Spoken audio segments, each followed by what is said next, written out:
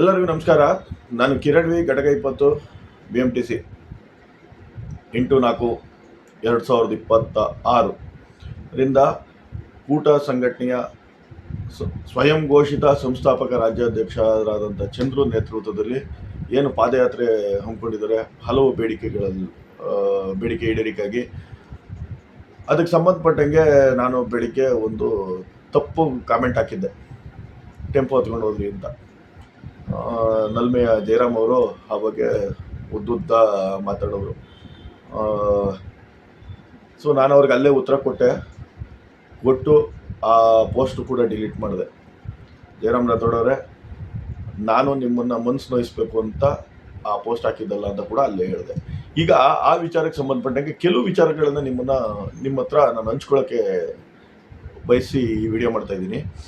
ಏನು ಇವರು ಹೋರಾಟ ಮಾಡ್ತಾ ಇದ್ದಾರೆ, ನಿನ್ನೆಯಿಂದ ಪಾದಯಾತ್ರೆ ಮಾಡ್ತಾ ಇದ್ದಾರೆ, ಎಲ್ಲಿ ಮಲ್ಕೋತಾ ಇದ್ದಾರೋ ಪಾಪ, ಆ ಬಿಸಿಲಲ್ಲಿ ಹೆಂಗೆ ನಡ್ಕೊಂಬತ್ತಾ ಇದ್ದಾರೋ, ಕುಡಿಯೋಕ್ಕೆ ನೀರು ಸಿಗುತ್ತೋ ಇಲ್ವೋ, ಏನೇನು ಕಷ್ಟನೋ. ಒಂದೇ ಸರಿ ಏನೋ ಅಭ್ಯಾಸ ಇರೋರಾದರೆ ಓಕೆ, ಒಂದೇ ಸರಿ 10-12 ಕಿಲೋಮೀಟ್ರ್ 15-20 ಕಿಲೋಮೀಟ್ರ್ ನಡೆಯೋದು ಎಷ್ಟು ಕಷ್ಟ ಗೊತ್ತಿದೆ. ಬೆಳಿಗ್ಗೆ ಎದ್ದು ನಿತ್ಯ ಕರ್ಮಗಳಿಗೆ ಎಲ್ಲಿ ಹೋಗ್ತಾರೆ, ಮುಖ ಎಲ್ಲಿ ತೊಳ್ಕೊತಾರೆ, ಸ್ನಾನ ಎಲ್ಲಿ ಮಾಡ್ತಾರೆ, ಪಾಪ ಹೆಣ್ಮಕ್ಳು ಕೂಡ ಇದ್ದಾರೆ. ನಮಗಿಲ್ಲೆಲ್ಲ ಅರ್ಥ ಆಗುತ್ತೆ.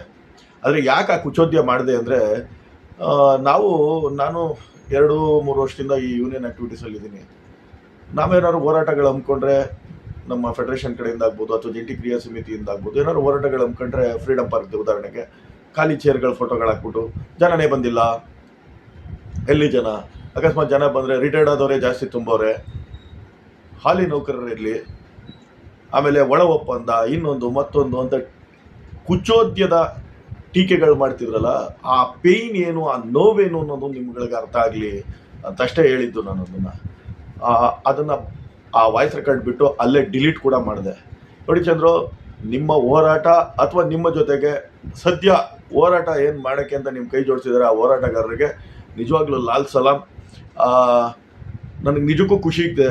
ನಾನು ಜಯರಾಮ್ ರಾಥೋಡು, ಚಿತ್ತಾಪುರ, ಆಮೇಲೆ ನಮ್ಮ ಮಲ್ಲೇಶಣ್ಣ, ಹೆಸರುಗಳು ಗೊತ್ತಿಲ್ಲ, ಇನ್ನೂ ಅಷ್ಟು ಜನ ಇದ್ದಾರೆ. ಇವತ್ತು ಜಯಂತ್ ಮರ್ಗಿ ಅವರು ಬಂದಿದ್ದಾರೆ. ಅವರೆಲ್ಲ ನಿಜಕ್ಕೂ ಗೌರವಿಸ್ತೀನಿ. ಏನು ನಿಮ್ಮ ಹೋರಾಟದ ಅಂತಿಮ ಫಲಿತಾಂಶ ಏನು ಬರ್ಬೋದು ಅನ್ನೋದು ನಿಮಗೂ ಗೊತ್ತಿಲ್ಲ, ಅವ್ರಿಗೂ ಗೊತ್ತಿಲ್ಲ. ಆದರೂ ಬಂದು ನಿಮ್ಮ ಹೋರಾಟಕ್ಕೆ ಬೆಂಬಲಿಸ್ತಾ ಇದ್ದಾರೆ. ಆ ಹೋರಾಟನ ನಾವು ಅಲ್ಗೆಳೆಯೋದು ಒಬ್ಬ ಸಾರಿಗೆ ನೌಕರನಾಗಿ ತಪ್ಪು. ಹಾಗಾಗಿ ನಿಮ್ಮ ಹೋರಾಟನ ಯಶಸ್ವಿ ಆಗಲಿ ಅಂತ ಬಯಸ್ತೀನಿ. ಇನ್ನು ನೆಕ್ಸ್ಟು, ಕೆಲವರು ಯಾಕೆ ಕಾರ್ಮಿಕ ಸಂಘಟನೆಗಳಿಗೆ ಹೊರಗಡೆಯವರು ಇರಬೇಕು, ಸಂಸ್ಥೆಯವರೇ ಯಾಕೆ ಇರಬಾರ್ದು ಅನ್ನೋ ಪ್ರಶ್ನೆನ ಪದೇ ಪದೇ ಕೇಳೋರು. ಯಾಕೆ ನಮ್ಮಲ್ಲಿ ಯಾರಿಗೂ ಅರ್ಹತೆ ಇಲ್ವಾ, ಯೋಗ್ಯತೆ ಇಲ್ವಾ, ನಾವೇನು ಮಾಡಿದ್ದೀವಿ, ನಮ್ಮನ್ನು ಬೇರೆಯವ್ರು ಯಾಕೆ ಲೀಡ್ ಮಾಡಬೇಕು, ಆ ಥರ ಪ್ರಶ್ನೆಗಳು ಕೇಳ್ತಿದ್ರು. ಇವತ್ತು ಅದಕ್ಕೆ ಸಂಬಂಧಪಟ್ಟಾಗ ಒಂದು ಸಣ್ಣ ಉದಾಹರಣೆ ಹೇಳ್ತೀನಿ. ಗೌರವಾನ್ವಿತ ನಿಮ್ಮ ಪ್ರಧಾನ ಕಾರ್ಯದರ್ಶಿಗಳಾದಂಥ ಗೌರವಾನ್ವಿತ ತಿಪ್ಪೇಸ್ವಾಮಿಯವರು ಇದಕ್ಕೆ ತಾಜಾ ಉದಾಹರಣೆ. ನಿನ್ನೆ ಈ ಧಾರಾವಾಹಿಗಳಲ್ಲಿ ಅಡ್ವರ್ಟೈಸ್ ಬಂದಂಗೆ ಮಧ್ಯದಲ್ಲಿ ಬಂದು ಮುಖ ತೋರಿಸಿ ಓಡೋಗ್ಬಿಟ್ರು. ನಾನು ಅವ್ರನ್ನ ಅಂಗಿಸಿ ಮಾತಾಡ್ತಾ ಇಲ್ಲ, ಇದನ್ನು ಅರ್ಥ ಮಾಡ್ಕೊಳ್ಳಿ.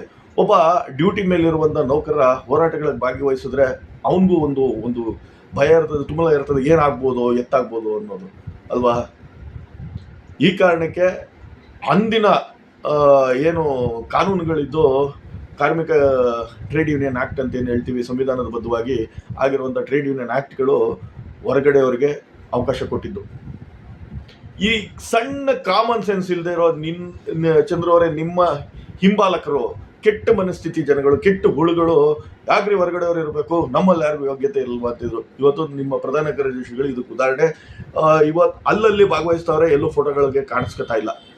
ನಾನು ಅವ್ರನ್ನ ತೇಜೋವಧೆ ಮಾಡಬೇಕು ಅಂತಾಗಲಿ ಅಥವಾ ಅವರ ಅಸಹಾಯಕ ಪರಿಸ್ಥಿತಿನ ಎತ್ತಿಡಿದು ಎಲ್ರಿಗೂ ಹೇಳಬೇಕು ಅಂತಲ್ಲ, ಯಾಕೆ ಹೊರಗಡೆಯವರು ಟ್ರೇಡ್ ಯೂನಿಯನ್ನಲ್ಲಿ ಇರಬೇಕು ಅನ್ನೋದನ್ನು ನಾನು ಈ ಮೂಲಕ ತಮಗೆ ವಿವರಣೆ ಕೊಡ್ತಾ ಇದ್ದೀನಿ ಅಷ್ಟೇ. ಇನ್ನು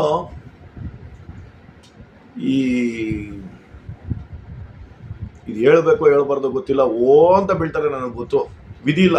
ಚಂದ್ರ ಅವರೇ, ನಿಮ್ಮ ಹಾಗೂ ಈ ಕೂಟ ಸಂಘಟನೆಯ ಟ್ರೆಂಡ್ ಏನಿತ್ತು, ಆ ಟ್ರೆಂಡ್ನ ಉಪಯೋಗಿಸ್ಕೊಂಡು ಹಲವಾರು ಸೊಸೈಟಿಗಳಲ್ಲಿ ತಾವು ತಮ್ಮ ನೇತೃತ್ವದಲ್ಲಿ ಹಲವಾರು ಸೊಸೈಟಿನ ಗೆದ್ಕೊಂಬಂದ್ರಿ. ದಿಕ್ಸೂಚಿ ಇದಾಗ್ಬಿಡ್ತದೆ ಅಂತ ಸುಳ್ಳು ಭರವಸೆಗಳನ್ನ ತುಂಬಿ ಗೆದ್ಕೊಂಬಂದ್ರಿ. ಈಗ ನಿಮ್ಮಿಂದ ಅಂತರ ಕಾಯ್ಕೊಂಡಿರೋನ್ನ ಬಿಟ್ಬಿಡೋಣ. ಕೆಲವು ಸೊಸೈಟಿಲಿ ನಿಮ್ಮಿಂದ ತುಂಬ ದೂರ ಇದ್ದಾರೆ, ಅವ್ರನ್ನ ಬಿಟ್ಬಿಡೋಣ. ಹಾಲಿ ಇವತ್ತು ನಿಮ್ಮ ಜೊತೆಲಿ ಇರೋರು, ನಿಮ್ಮನ್ನ ಬೆಂಬಲಿಸೋರು, ನೀವೆಲ್ಲರೂ ಹೋದ್ರೆ ನಿಮ್ಮ ಜೊತೆಲಿ ಬರೋರು ಬಂದಿದ್ದಿದ್ರೆ, ನಿಮ್ಮನ್ನೇ ಗೂಗಲ್ ಮೀಟಿಂಗಲ್ಲಿ ಕೂಡ ಹೇಳಿದ್ರಿ ಬರೀ ಪದಾಧಿಕಾರಿಗಳು ಬಂದ್ಬಿಟ್ರೆ ಸಾಕು ತುಂಬೋಗ್ಬಿಡ್ತದೆ ಅಂತ. ಎಲ್ಲಿ ಅವರೆಲ್ಲ? ನೀವು ನಿಜವಾಗ್ಲೂ ಪ್ರಾಮಾಣಿಕವಾಗಿ ಚುನಾವಣೆ ಮಾಡಿದ್ರೆ ನೀವು ಕರೆದ ತಕ್ಷಣ ಬರ್ತಿದ್ರಲ್ವಾ? ಯಾವುದೇ ಇದು ಹೇಳ್ಬೇಕು, ಯಾವುದೇ ದುಡ್ಡು ಕಲೆಕ್ಷನ್ ಮಾಡ್ಕೊಳ್ಳದೆ, ಟಿಕೆಟ್ಗಳಿಗೆ ಫಂಡ್ಸ್ ಅಂತ ಕಲೆಕ್ಟ್ ಮಾಡ್ದೇನೆ ನೀವು ನಿಜವಾಗ್ಲೂ ಪ್ರಾಮಾಣಿಕವಾಗಿ ಟಿಕೆಟ್ ಕೊಟ್ಟು ಪ್ರಾಮಾಣಿಕರಿಗೆ ಗೆಲ್ಲಿಸ್ಕೊಂಡಿದ್ರೆ, ಇವತ್ತು ನೋಡಿ ನಮ್ಮ ಮಲ್ಲೇಶಣ್ಣ ಬಂದಿದ್ದಾನೆ, ಪ್ರಾಮಾಣಿಕವಾಗಿರೋದಕ್ಕೆ ಅವ್ನು ಬಂದಿದ್ದಾನೆ. ನಾನು ಅವನ್ನ ಗೌರವಿಸ್ತೀನಿ, ತಮಾಷೆ ಮಾಡ್ತಾ ಇರ್ತೀನಿ ಅವನಿಗೆ, ಅವನೇನು ಹೊಂದ್ಕೊಳ್ಳಲ್ಲ, ಬೇಜಾರು ಮಾಡ್ಕೊಳ್ಳಲ್ಲ. ಎದುರಿಗೆ ಸಿಕ್ತಾಗ ಏನೋ ನೀನು ಹಿಂಗೆ ಮಾಡ್ತೀಯ, ಏನಪ್ಪ ಹಂಗೆ ಹಿಂಗೆ ಮಾತಾಡ್ತಾನೆ. ಪ್ರಾಮಾಣಿಕವಾಗಿ ಬಂದಿದ್ದಾನೆ. ಅದೇ ಥರ ಪ್ರಾಮಾಣಿಕವಾಗಿ ಯಾವುದೇ ದುಡ್ಡು ಇಸ್ಕೊಳ್ಳದೆ ಅಥವಾ ಫಂಡ್ಸ್ ಅಂತ ಕಲೆಕ್ಟ್ ಮಾಡದೆ ನೀವು ಅವ್ರಿಗೆ ಟಿಕೆಟ್ ಕೊಟ್ಟಿದ್ರೆ ಅವ್ರು ಇವತ್ತು ನಿಮ್ಮ ಜೊತೆಲಿ ಬಂದು ನಿಂತ್ಕೊತಿರ್ಲಿಲ್ವ? ಎಲ್ಲೋದ್ರು ಅವರೆಲ್ಲ? ನೋಡಿ ಚಂದ್ರು ಅವರೇ, ಗೆಲುವಿಗೆ ಸಾವಿರ ಜನ ಅಪ್ಪ ಅಮ್ಮಂದಿರು, ಸೋಲು ಅನಾಥ. ಈಗ ದಿನೇ ದಿನೇ ಸಂಖ್ಯೆ ಜಾಸ್ತಿ ಆಗ್ತಾ ಇದೆ. ನಿಮ್ಮ ಹೋರಾಟಗಳನ್ನ ನಾನು ಇವತ್ತಿಂದ ನೋಡ್ತಾ ಇಲ್ಲ, ಕಳೆದ 6 ವರ್ಷದಿಂದ ನೋಡ್ತಾ ಇದ್ದೀನಿ. ಸ್ಟಾರ್ಟಿಂಗಲ್ಲಿ ಇದ್ದ ಟ್ರೆಂಡು ಲಾಸ್ಟಿಗೆ ಬೇರೆ ಇರ್ತದೆ. ನನಗೆ ಗೊತ್ತಿದೆ. ಜನಸಂಖ್ಯೆ ಸೇರಲಿ, ನಿಮ್ಮ ಜೊತೆಲಿ ಯಾರು ಅವರೇ ಯಾರಿಲ್ಲ ಅನ್ನೋದು ನಿಮಗೂ ಅರ್ಥ ಆಗಬೇಕು. ನಿಮ್ಮ ಹಿತೈಷಿಗಳು ಯಾರು, ನಿಮ್ಮನ್ನ ಗೂಗಲ್ ಮೀಟಿಂಗಲ್ಲಿ ಅಣ್ಣ ಬಾಸ್ ಅಧ್ಯಕ್ಷರೇ ಅಂತನ್ನೋರು ಯಾರು, ಈಗ ತಾವು ಬೀದಿಲಿ ನಿಂತ್ಕೊಂಡು ಹೋರಾಟ ಪಾದಯಾತ್ರೆ ಮಾಡ್ತಿದ್ದಾರಲ್ಲ, ನಿಮ್ಮ ಜೊತೆಲಿ ಯಾರು ಕೈ ಜೋಡಿಸ್ತವ್ರೆ ಅದು ನಿಮಗೆ ಗೊತ್ತಾಗಬೇಕು, ನಿಮ್ಗೆ ಅರ್ಥ ಆಗಬೇಕು. ಸೊ ಇದು ಒಂದು. ಇನ್ನು ವೇತನ ಹೆಚ್ಚಳಕ್ಕೆ ಸಂಬಂಧಪಟ್ಟಂಗೆ ಒಂದು ಮಾತು ಹೇಳ್ತೀನಿ ನಿಮಗೆ. ಈಗ NPS ಅವರು OPS ಬೇಕು ಅಂತ, ಅಂದರೆ ನ್ಯೂ ಪೆನ್ಷನ್ ಸ್ಕೀಮ್ ಅವರು ಓಲ್ಡ್ ಪೆನ್ಷನ್ ಸ್ಕೀಮ್ ಕೇಳ್ತಾ ಇದ್ದಾರೆ, ಹೌದಲ್ವಾ? ಆ ಓಲ್ಡ್ ಪೆನ್ಷನ್ ಸ್ಕೀಮ್ನ ಬೇಡ ಅಂತ ಹೇಳ್ಬಿಟ್ಟು ತಿರಸ್ಕಾರ ಮಾಡಿ, ನ್ಯೂ ಪೆನ್ಷನ್ ಸ್ಕೀಮ್ನ ಬೇಡ ಅಂತ ತಿರಸ್ಕಾರ ಮಾಡಿ ಯಾರು ಓಲ್ಡ್ ಪೆನ್ಷನ್ ಸ್ಕೀಮ್ನ ಕೇಳ್ತಾರೆ. ತಗತ್ಲೆ ಅವರೇ, ಹೋರಾಟ ಮಾಡ್ತಲೇ ಅವರೇ. ನೀವು ಅಷ್ಟೇ, ಯಾಕೆ ಹಿಂಗೆ ಮಾಡಬಾರ್ದು? ವೇತನ ಪರಿಷ್ಕರಣೆಗೆ 17ನೇ ತಾರೀಕು ಫೈನಲ್ ಆಗುತ್ತೆ ಅಂತ ಮಾಹಿತಿ ಇದೆ. ಆ 17ನೇ ತಾರೀಕು ಫೈನಲ್ ಆದರೆ ನಿಮ್ಮ ಮುಂದಿನ ನಡೆ ಏನಿರುತ್ತೆ? ನಿಮ್ಮ ಹೋರಾಟ ನಾನು ಅಲ್ಗಳಿತಾ ಇಲ್ಲ ಚಂದ್ರು, ಮುಂದಿನ ನಡೆ ಏನಿರುತ್ತೆ ಅಲ್ವಾ? ಯಾಕೆ ನೀವು ಅಥವಾ ನಿಮ್ಮ ಕಡೆಯವರು ವೇತನ ಪರಿಷ್ಕರಣೆ ಆಗ್ಬಿಡ್ತದೆ ಅಂದಕ್ಕೆ ಸೂಟ್ ಕೇಸು ಇನ್ನೊಂದು ಮತ್ತೊಂದು ನಾವು ಹೇಳ್ಬೋದಲ್ವಾ? ನಾವು ಬೆಳಗಾವಿಯಲ್ಲಿ ಸೂಟ್ ಕೇಸ್ ಇಸ್ಕೊಂಬಂದ್ರ, ಅಥವಾ ನಿಮ್ಮ ಕಲೆಕ್ಷನ್ ಅಷ್ಟೊಂದು ಆಯಿತು ಅದಕ್ಕೆ ಬಿಟ್ಟು ಬಂದ್ರಿ ಅಂತ ಬಳ್ಳಾರಿ ಉಪವಾಸ ಸತ್ಯಾಗ್ರಹ ಹೇಳ್ಬೋದಲ್ವಾ? ಯಾಕೆ ನಾವು ಪರಸ್ಪರ ಒಬ್ರನ್ನೊಬ್ರನ್ನ ಕೆಟ್ಟಾಗಿ ಬೈಕೊಂಡು ಟೀಕೆ ಮಾಡ್ಕೊಂಡು ಯಾಕೆ ಇರ್ಬೇಕು ನಾವು? ಈಗ ನೀವು ಹೋರಾಟ ಯಾರಿಗೋಸ್ಕರ ಮಾಡ್ತಾ ಇದ್ರಿ? ವೇತನ ಹೆಚ್ಚಳ ಆಗಲಿ ಅಂತ ತಾನೆ. ಇನ್ನು ಪ್ರಣಾಳಿಕೆ ವಿಚಾರ, ಅದನ್ನು ನಾನು ಮೊನ್ನೆ ವಿಡಿಯೋದಲ್ಲಿ ಹೇಳಿದ್ದೀನಿ, ಗೊತ್ತಿಲ್ಲ ಅದನ್ನು ನೀವು ಹೆಂಗೆ ಅಕ್ಸೆಪ್ಟ್ ಮಾಡ್ಕೊಂಡ್ರಿ ಅಂತ. ನಿಮ್ಮ ಬ್ಯುಸಿ ಸ್ಕೆಡ್ಯೂಲಲ್ಲಿ ಇರಲಿ. ಇನ್ನೊಂದು ವಿಚಾರ ಹೇಳಲೇಬೇಕು, ಇದನ್ನು ಮೊದಲೇ ಹೇಳಬೇಕು ಅಂದ್ಕೊಂಡೆ, ಹೇಳೋಕ್ಕಾಗಲಿಲ್ಲ.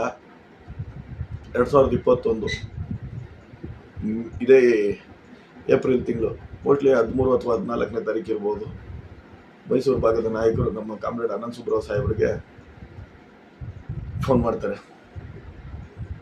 ಫೋನ್ ಮಾಡಿ ನೀವು ಇದನ್ನು ನೇತೃತ್ವ ವಹಿಸ್ಕೊಡಿ, ಸಂಘಟನೆನ ಹೋರಾಟದ ಎಲ್ಲನೂ ಅಂತ ರಿಕ್ವೆಸ್ಟ್ ಮಾಡ್ತಾರೆ. ಆ ಸಂದರ್ಭದಲ್ಲಿ ಅಷ್ಟೊತ್ತಿಗಾಗಲೇ ಸ್ಟ್ರೈಕ್ ಬ್ಯಾನ್ ಆಗಿರುತ್ತೆ. ಅದನ್ನು ವಾಯ್ಸ್ ರೆಕಾರ್ಡ್ ಮಾಡಿ ಗ್ರೂಪ್ಗಳಿಗೆ ಹಾಕಿ ಅವರು ಹೇಳ್ತಾರೆ, ನಾನು ಇದರಲ್ಲಿದ್ದೀನಿ, ಅಲ್ಲಿ